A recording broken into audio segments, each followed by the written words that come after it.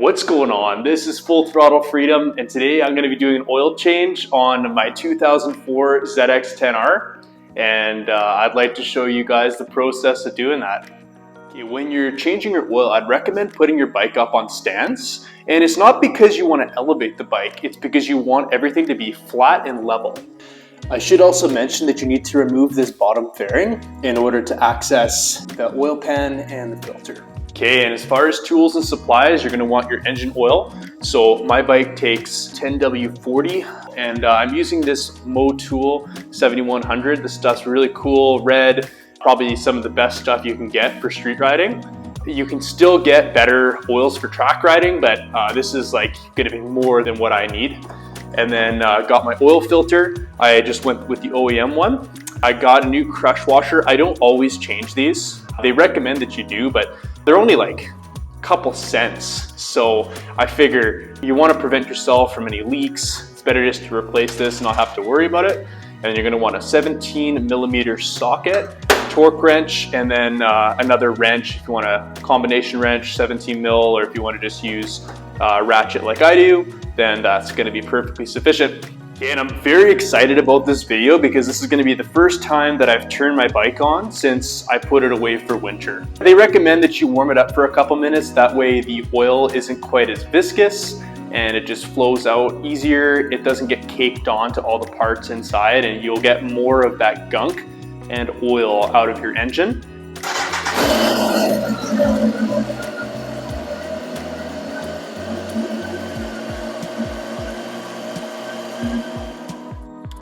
Okay, now that the bike is warmed up and the oil is easier to flow, you got the drain plug right here.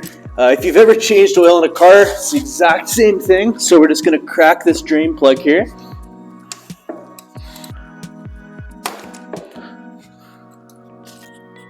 And then watch it all drain out.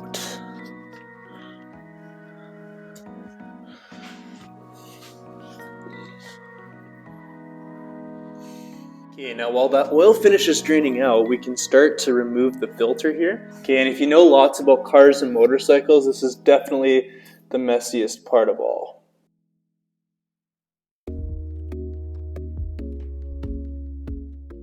You can see it's going all over all that stuff, all the headers, oil pan, everything down there.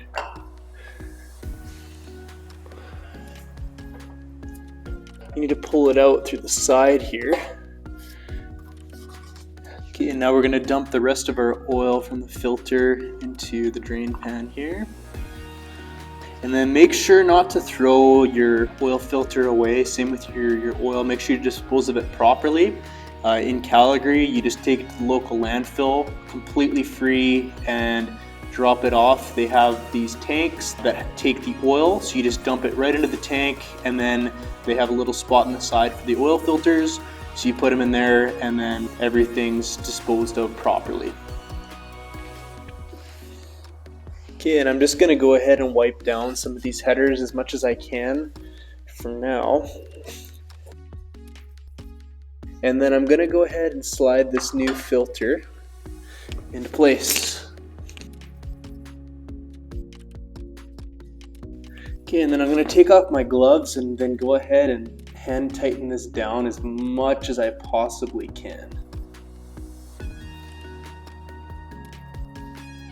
Okay, and the proper torque for the oil filter is going to be 23 foot-pounds or 31 Newton meters. So you'll need to get a special oil filter wrench and then torque it down that way. I never bother getting the wrench and actually torquing it down. I figure hand tight is probably good enough. Okay, and now for the drain plug, let's go ahead and wipe this guy down and then take off this old crush washer. Okay, and after a bit of struggling with it, I was able to get the crush washer off. Okay, and now I'm going to throw the new crush washer on. Okay, and it's been about 20 minutes and the dripping has basically stopped. So I'm going to go ahead and reinstall my drain plug with our new crush washer here. Okay, now with this on, I can wipe everything down here. Okay, now torque for the drain plug is going to be 14 foot-pounds or 20 Newton meters. Okay, and the last step is to add some more oil, so we're just going to crack this fill plug here.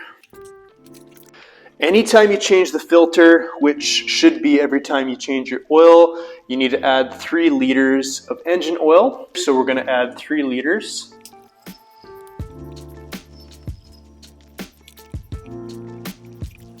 Okay, so that's only been about 1 liter so far.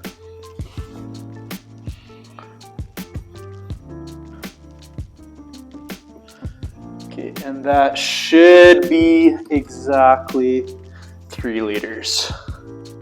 Okay, and now I'm going to put back the fill cap here. So the last step is going to be to start the bike, allow the oil to enter the oil filter, check the oil level, and then we'll be completely wrapped up. So I'm going to open the garage and start the bike.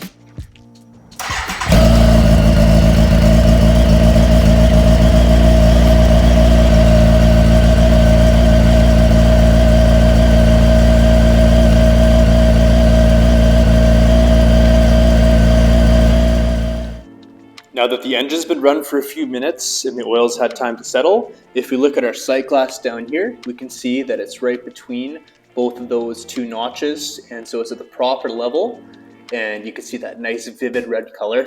I love this oil, but we know we're good, so we're gonna wrap up the video and call it a day. Thanks for watching, and be sure to ride safe.